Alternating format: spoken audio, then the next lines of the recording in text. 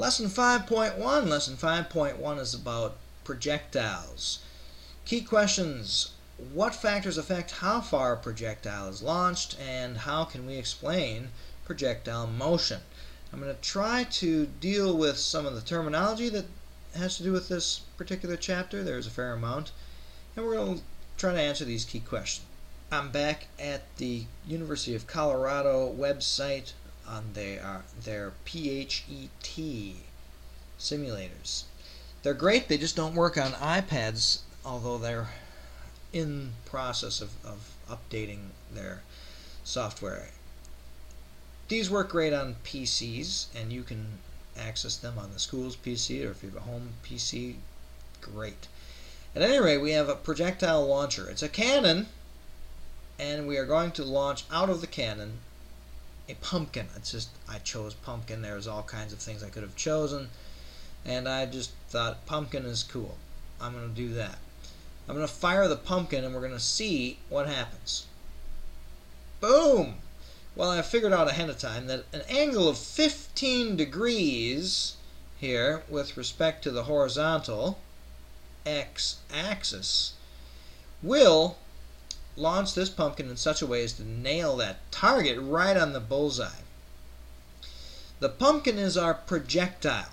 Alright, that's what a projectile is. It's something that is projected or launched or thrown into the air.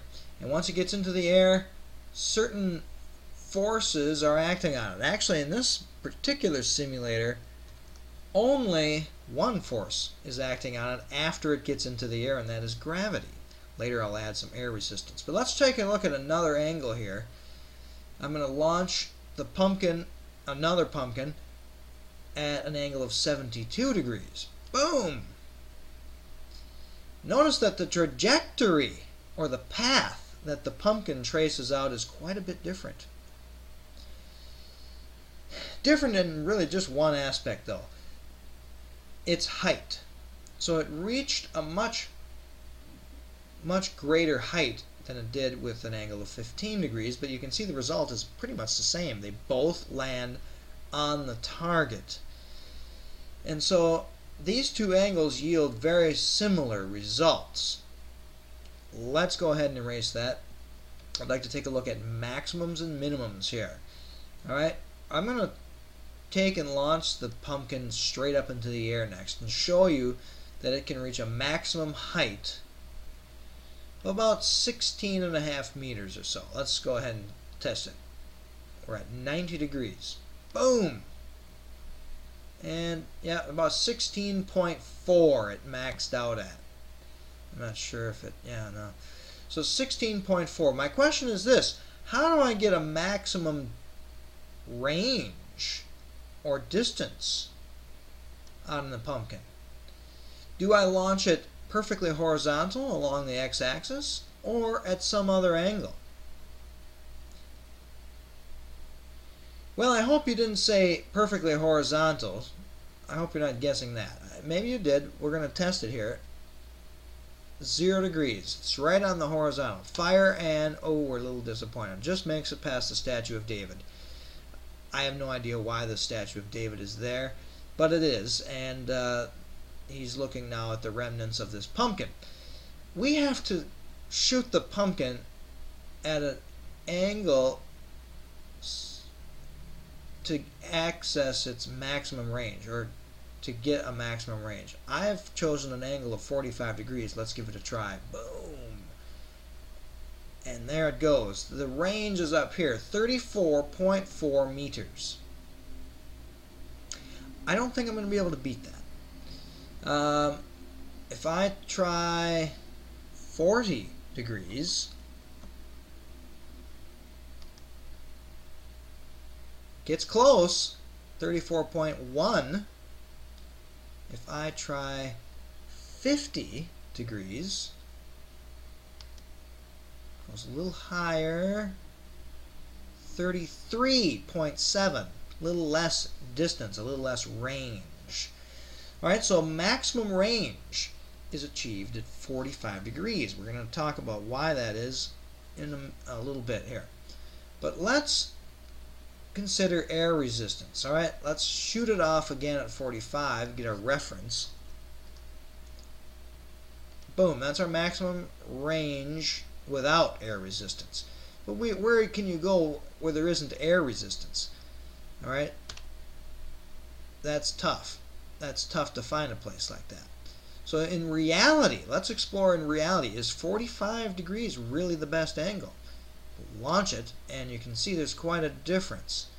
And that's why, or that's because, of course, we're shooting that pumpkin through air, and so there's energy that the pumpkin had being shot out of the cannon that is being wasted as it collides with particles of air and sets them in motion. So it's losing energy, and we wouldn't expect it to go quite as far. All right, so there's the difference. You can see the curve is a little different too. It's not quite a parabola. All these blue curves have a special name. They're called a parabola. The red one here isn't quite a parabola. It might look like one to you, but it actually has parabolic features on this side of the curve. It follows the blue one fairly well, but on this side it falls quite short, and so it isn't quite a parabola. The range you can see here is 27.3 meters. Is that the maximum range? We saw earlier that 45 degrees produces the maximum range for no air resistance. But let's say you're a shot putter in track and field, and you want to know, should I be really striving to launch the shot put at a 45 degree angle? Should I aim at a slightly higher angle than that, or slightly less? I'm going to change this angle here. I'm going to first try a slightly greater angle, 50 degrees. So our range that we're trying to beat is 27.3. All right, we've increased the angle slightly and fallen quite a bit short of the 27.3 by about a meter. If I change this instead to 40 degrees and launch it again, we do actually get a slightly greater range, 27.4 meters, which tells us that in real situations where there's air resistance, an angle of slightly less than 45 degrees seems to be better to achieve a maximum range. I've switched over to a different site temporarily because I like this little simulator. Well, just for a simple reason, it actually shows vectors. Alright, so here's the projectile, and its trajectory is shown here. A parabola is the name of the shape. We can see that the effect of air resistance is neglected. That means that there's no air resistance in this example.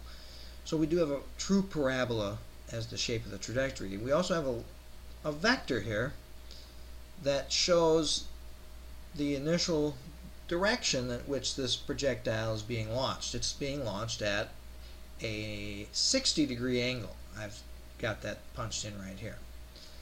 60 degrees, and I wanted to show you how these vectors change. Let's take a look. I'm going to pause it periodically. So let's hit a start. Alright, right there. I've paused it, and look at what we have. We have components now. We have here a horizontal and a vertical component of the vector. These are velocity vectors. What I want you to watch is this one and this one and compare them in various points here. Alright, at the top of the curve we note that the horizontal vector doesn't look like it's changed at all. The vertical vector, however, has. The vertical component has changed. And now, again, the horizontal component remains unchanged. The vertical one has changed not only its length, but its direction. this gets back to what I was talking about with forces acting on projectiles. There's only one force acting on a projectile once it gets in the air, and that's gravity. And so the only component of the velocity vector that will be affected is the vertical component. Alright, let's reset it and watch it without any pausing.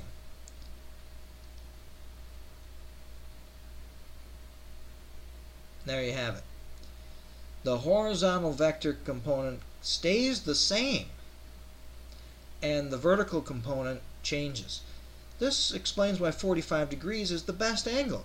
It's because we have, at that particular angle, a strong horizontal component as well as a strong vertical component. You've got to have a strong vertical component in order to keep that projectile in the air. And you've got to have a strong horizontal component to make it move away from its starting position. So at 45 degrees, you maximize both of those. Alright, we're a little over time. I want to be finishing up now. Answer the questions. Thanks.